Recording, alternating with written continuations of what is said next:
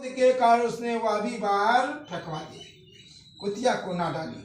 सब खाद्य पदार्थों को फिकवाया, साफ करके बर्तनों में उसने सब खाना दोबारा बनवाया तथा ब्राह्मणों को जिमाया। रात्रि के समय भूख से व्याकुल होकर के वह कुतिया बैल के रूप में रह रहे अपने पूर्व पति के पास आकर के बोली कि हे स्वामी, आज तो मैं भूख से मरी जा रही हूँ।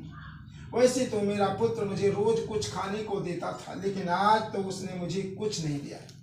मैंने सांप के विष वाले खीर के बर्तन को अनेक ब्रह्म हत्याओं के भय से छूकर उनके न खाने योग्य कर दिया था।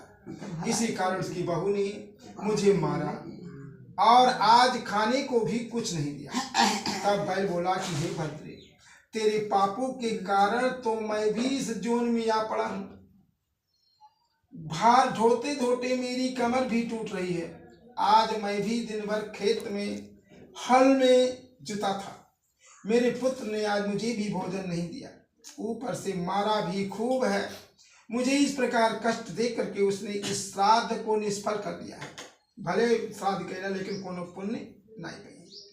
अपने माता पिता की इन बातों को उनका पुत्र सुचित्र सुन रहा था। उसने उसी समय उनको भर पेट भोजन करवाया। फिर उनके दुख से दुखी होकर के वह वन की ओर चला गया।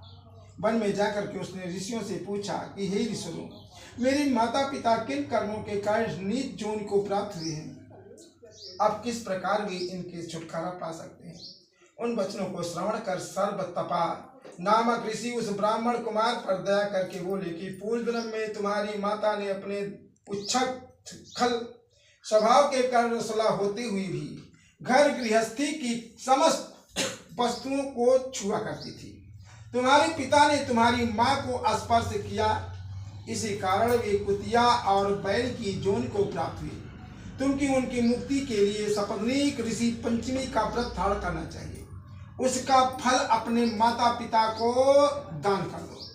भादो मास के शुक्ल पक्ष की जब पंचमी आवी, तब मुख शुद्धि करके मध्याह्न में नदी के पवित्र जल में स्नान करना। फिर शुद्ध रेशमी वस्त्र को धारण करके अरुंधति सहित सप्त ऋषियों का पूजन करना।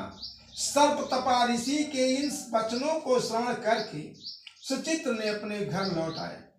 ऋषि पंचमी का दिन आने पर पत्नी सहित समस्त विधि विधान से इस व्रत को किए, उसके पुण्य को अपने माता पिता को अर्पित कर दिए। व्रत के प्रभाव से उसके माता पिता दोनों ही पशु जोनियों से मुक्त हो गए और दिव्य विमान पर आरूढ़ होकर के स्वर्ग को चले गए। हे राजन, इस व्रत को धारण करने से अनेक उत्तम और मनोवांछित फल प्राप्त होते हैं।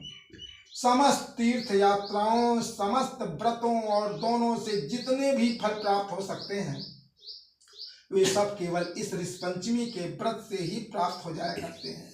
जो स्त्री से श्रद्धा पूर्वक धारण करती है, वह समस्त सांसारिक सुखों को भोगती है।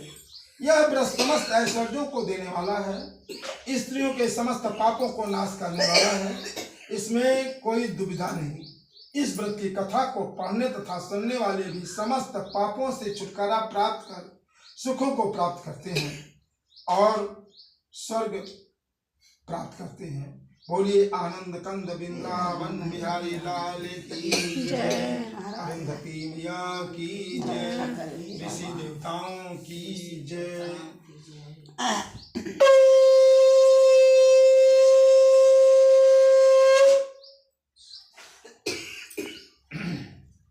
अब जुगा हराम जादी ये बाबा हम